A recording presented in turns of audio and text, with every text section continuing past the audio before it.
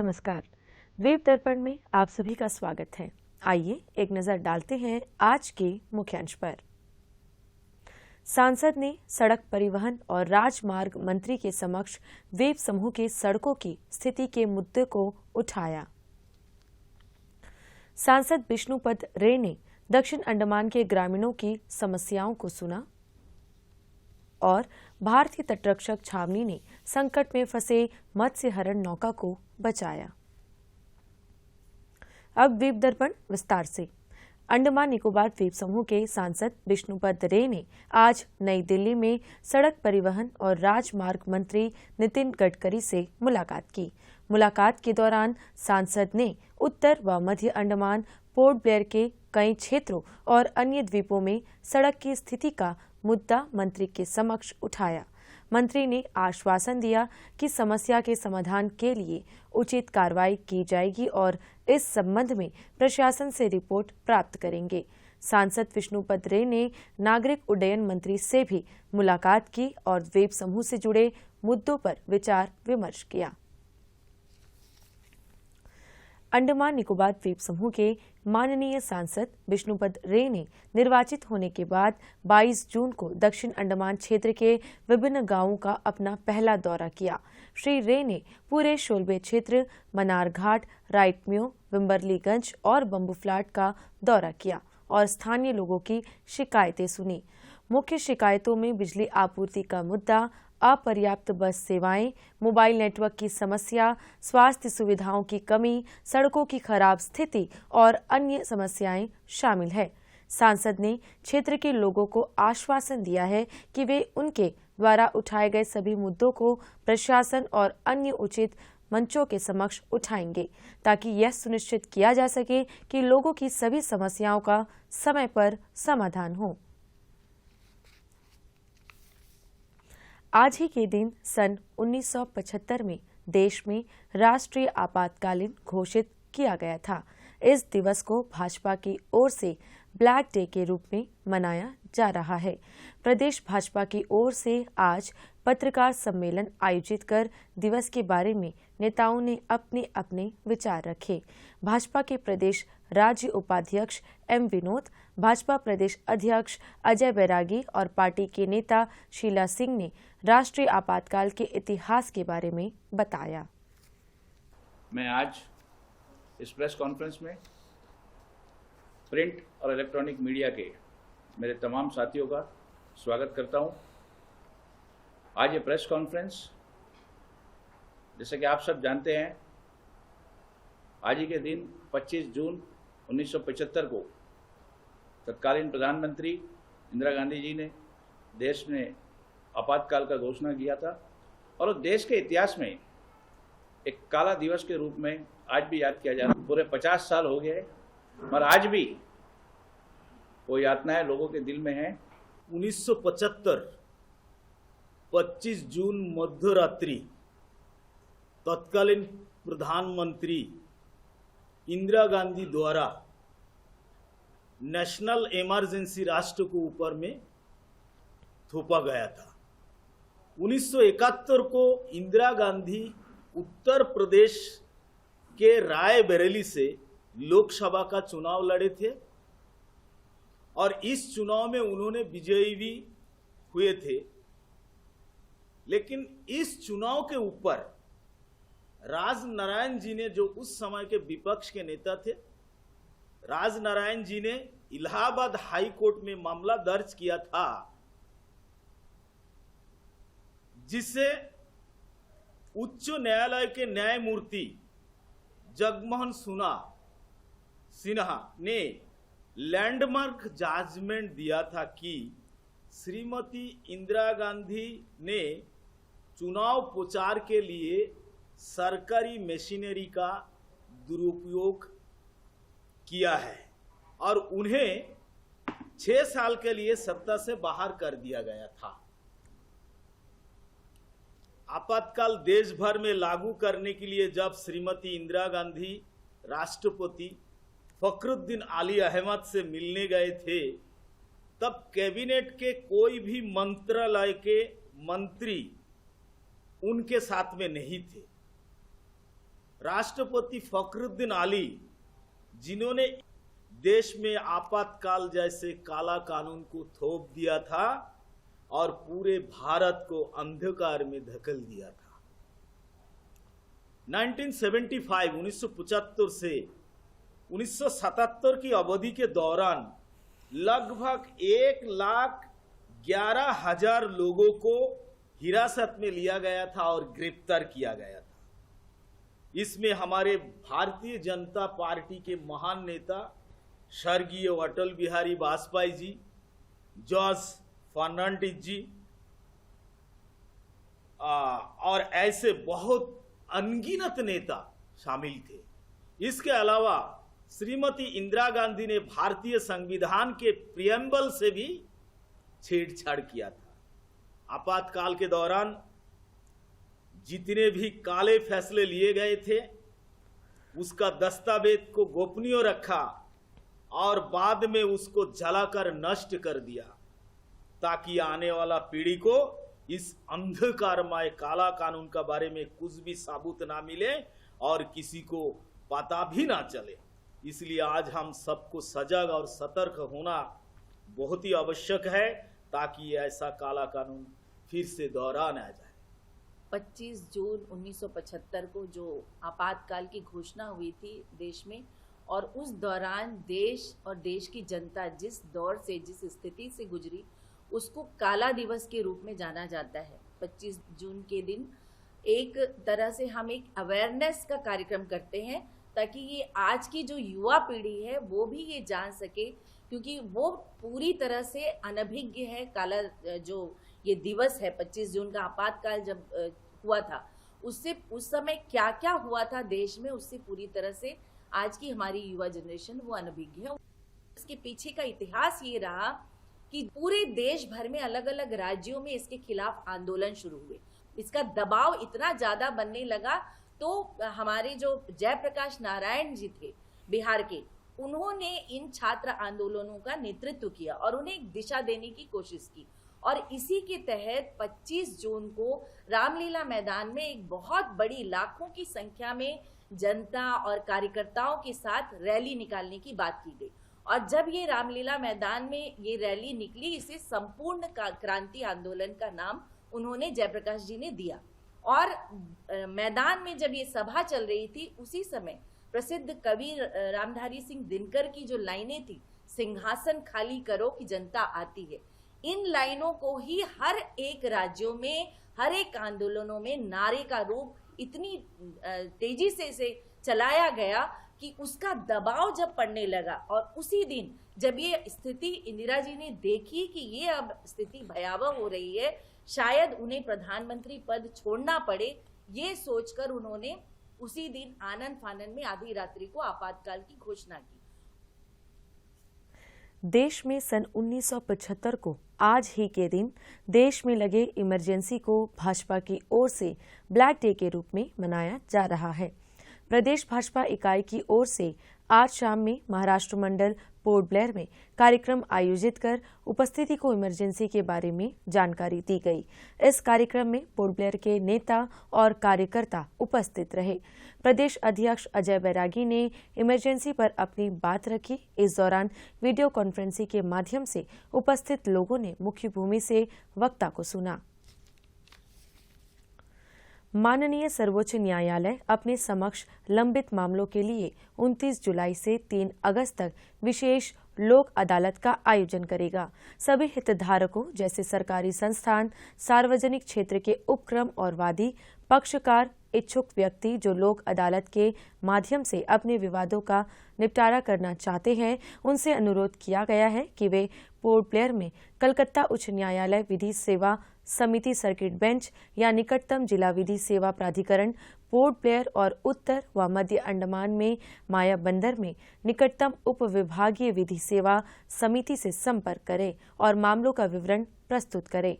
अंडमान निकोबार द्वीप समूह के जिला विधि सेवा प्राधिकरण की ओर से कहा गया है कि पक्ष संबंधित कानूनी सेवा संस्थान में विशेष पूर्व लोक अदालत बैठकों के लिए भौतिक रूप से और आभासी रूप से भी संपर्क कर सकते हैं।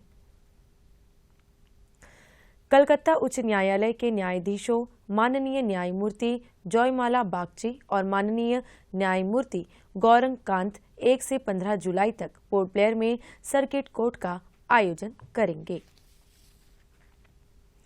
दक्षिण अंडमान जिला पुलिस अधीक्षक निहारिका भट्ट ने आज प्रेस मीट का आयोजन कर हाल ही में पोर्ट ब्लेयर में हुई चोरी के मामले की जानकारी दी। पुलिस अधीक्षक ने कहा कि चोरी के मामले को सुलझाने में पुलिस कामयाब हुई है और इसमें 29 वर्षीय एक व्यक्ति की धरपकड़ कर उसकी जांच की गई।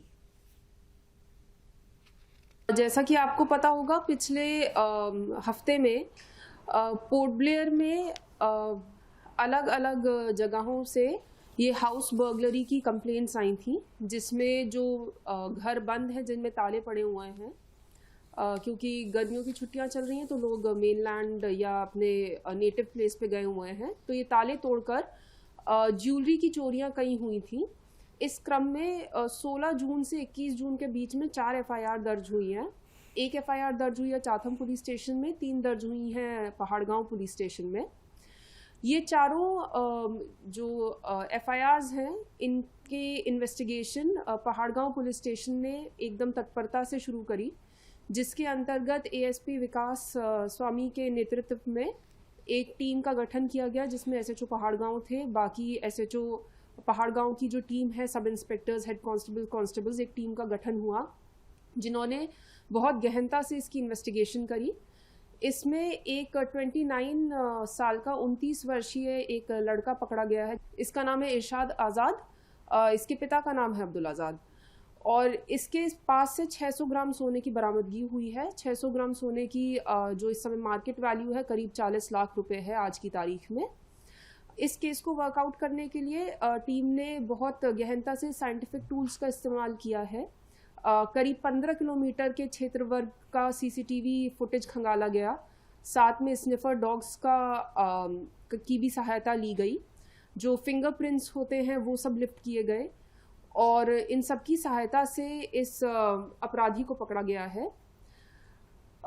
इरशाद आज़ाद जनवरी के महीने में भी एक बर्गलरी हुई थी, उसका अभियुक्त है। इसको फरवरी के महीने में भी अरेस्ट किया गया था, जब इसने 16 लाख रुपए की ज्वेलरी इसी प्रकार एक बंद घर से चोरी करी थी। ये जो कार्य किया है साउथ अंडमान पुलिस की टीम ने, ये बहुत ही सराहनीय काम है, क्योंकि इतने कम समय में 4 बड़ी जो यहाँ की चोरियाँ हैं उनको वर्कआउट किया है, साथ ही बड़ी मात्रा में 100% बरामदगी करी गई है। इस कार्य के लिए मैं SHO पहाड़गांव और ASP विकास स्वामी को बहुत बहुत शाबाशी देती हूँ और साउथ अंडमान जो पुलिस टीम है उसके हार्ड वर्क की प्रशंसा करती हूँ। अंडमान निकोबार कमान के तटरक्षक छावनी ने कैम्बल बे के पास समुद्र में फंसी मत्स्य हरण नौका को बचाया।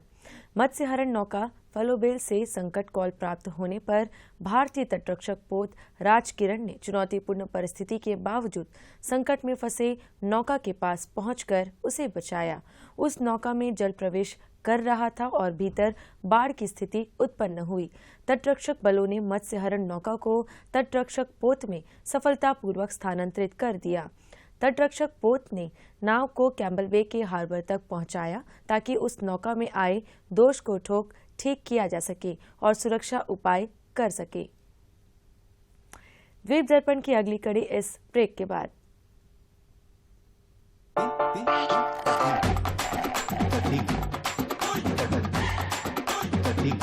ओपन सनरूफ,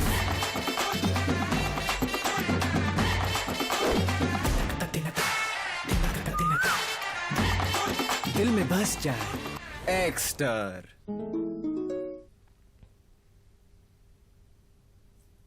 द्वीप दर्पण में ब्रेक के बाद आपका फिर स्वागत है।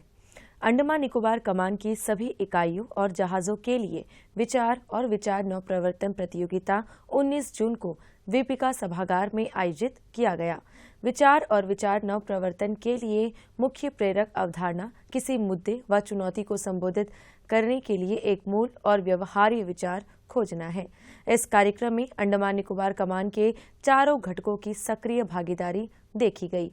बड़ी संख्या में ऑपरेशनल और लॉजिस्टिक्स विचार और विचार नवप्रवर्तन प्रदर्शित किए गए, जिनकी अवधारणा कमान के अधिकारियों और जवानों ने बनाई थी। अंडमान निकोबार कमान के commander in chief air marshal Saju Balakrishnan ने प्रदर्शनी की समीक्षा की। उन्होंने प्रतिभागियों की भावना की सराहना की और उनके प्रयासों को भी सराहा। उन्होंने कमान के सभी रैंकों में रचनात्मक सोच को बढ़ावा देने के वांछित उद्देश्य को प्राप्त करने के लिए कमान के भीतर अभिनव भावना को जीवित रखने के महत्व पर जोर दिया। विचार और विचार नवप्रवर्तन प्रतियोगिता ने चुनौतियों को कम करने और कमियों को दूर करने के साथ साथ नवोन्मेषकों की रचनात्मकता का पता लगाने के लिए एक मंच तैयार किया है। जिला बाल संरक्षण इकाई ने उत्तर व मध्य अंडमान के वन स्टॉप सेंटर के साथ मिलकर माया बंदर में ग्राम पंचायत हॉल में अंतर्राष्ट्रीय योग दिवस मनाया। कार्यक्रम का आयोजन जिला बाल संरक्षण इकाई के अध्यक्ष सह उत्तर व मध्य अंडमान के उपायुक्त दिलकुश मीणा के मार्गदर्शन में किया गया। इस समारोह में बच्चों, महिलाओं और पंचायती राज संस्थान के सदस्यों के साथ लगभग 60 व्यक्तियों ने भाग लिया। योग प्रशिक्षक नीतीश घरामी और दिनेश दास ने योग सत्रों का नेतृत्व किया और योग अभ्यास के लाभों और तकनीकों के बारे में जानकारी दी। दूरदर्शन केंद्र पोर्ट ब्लेयर कल अपने क्षेत्रीय प्रसारण के अंतर्गत doctor speak live phone in कार्यक्रम का प्रसारण करने जा रहा है। मादक पदार्थों की दुरुपयोग और अवैध तस्करी के खिलाफ अंतर्राष्ट्रीय दिवस विषय पर चर्चा करने के लिए एनिम्स के जीबी पंत अस्पताल के मनोरोग विभाग के असिस्टेंट प्रोफेसर डॉक्टर कुशाल वैद्य हमारे स्टूडियो में उपस्थित रहेंगे। वे हमारे दर्शकों के सवालों का जवाब देंगे। दर्शक फोन नंबर 03-192-244-745 और 217-213 पर डायल कर इस कार्यक्रम में भाग ले सकते हैं। कार्यक्रम का प्रसारण कल शाम 5:30 बजे से 6 बजे के बीच होगा। विप दर्पण की अगली कड़ी इस ब्रेक के बाद।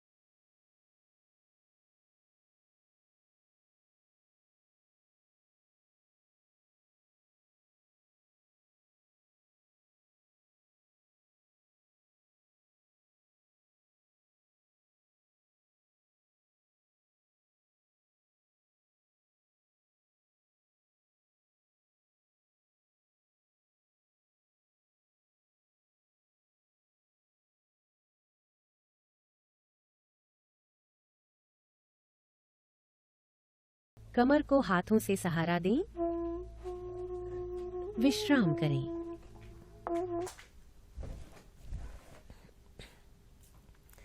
द्वीप दर्पण में आपका पुनः स्वागत है। पर्यावरण एवं वन विभाग द्वारा इन द्वीपों में 1 से 31 जुलाई तक 75वां वन महोत्सव मनाया जाएगा। इस अवसर पर वन विस्तार और प्रचार प्रभाग की नर्सरियों से पौधों का निःशुल्क वितरण किया जाएगा। इसके अलावा सुरक्षित बाढ़ वाले क्षेत्रों या भूमि पर पौधरोपण गतिविधि भी आयोजित की जाएगी। सभी इच्छुक विभाग, संगठन अथवा समुदाय आदि जिनके नियंत्रण में सुरक्षित व बाढ़ वाले क्षेत्र या भूमि है, वे हेडो के रेंज कार्यालय के फोन नंबर 03-192-245324 पर या व्यक्तिगत रूप से किसी भी कार्य दिवस पर सवेरे 7 बजे से दोपहर बाद 2 बजे तक संपर्क कर सकते हैं। संबंधित कर्मियों द्वारा भूमि के निरीक्षण के बाद ही पौधरोपण किया जाएगा। इग्नू के दूसरे और तीसरे वर्ष के यूजी डिग्री शिक्षार्थियों और दूसरे वर्ष के पीजी शिक्षार्थियों के अगले सेमेस्टर वर्ष के लिए पुनः पंजीकरण शुरू हो गया है। इग्नू शिक्षार्थियों से अनुरोध है कि वे वर्तमान वर्ष के लिए तुरंत पुनः पंजीकरण करा ले। पुनः पंजीकरण की अंतिम तिथि 30 जून है। यदि छात्र अगले सेमेस्टर के कक्षाओं में उपस्थित रहना चाहते हैं, असाइनमेंट जमा करना चाहते हैं और दिसंबर में टर्म एंड परीक्षा में शामिल होना चाहते हैं तो पुनः पंजीकरण करवाना अनिवार्य है। यदि पुनः पंजीकरण नहीं किया जाता है तो शिक्षार्थी इग्नू में पाठ्यक्रम जारी नहीं रख सकते हैं जिन्होंने पिछले वर्ष की परीक्षा नहीं दी थी। उन्हें भी अगले शैक्षणिक वर्ष के लिए पुनः पंजीकरण कराना होगा ताकि अगले परीक्षा सत्र में शामिल हो सके। सभी कार्यक्रमों के लिए पुनः पंजीकरण फॉर्म ऑनलाइन पोर्टल के माध्यम से जमा किया जाएगा। और अब मौसम। अंडमान निकोबार द्वीप समूह के एकाध स्थानों पर आज और कल 7 से 20 सेंटीमीटर तक भारी से बहुत भारी वर्षा होने की आशंका जताई गई है। इस दौरान 40 से 50 किलोमीटर प्रति घंटे की रफ्तार से तेज हवाएं चलेंगी, जिस वजह से समुद्र बहुत अधिक अशांत रहेगा। मछुआरों को 27 जून की सुबह तक समुद्र में न जाने की सलाह दी गई है। मौसम से संबंधित जानकारी और सूचना के लिए राज्य आपात संचालन केंद्र से हेल्पलाइन नंबर 1070 तथा जिला आपात संचालन केंद्र से हेल्पलाइन नंबर 1077 पर संपर्क किया जा सकता है।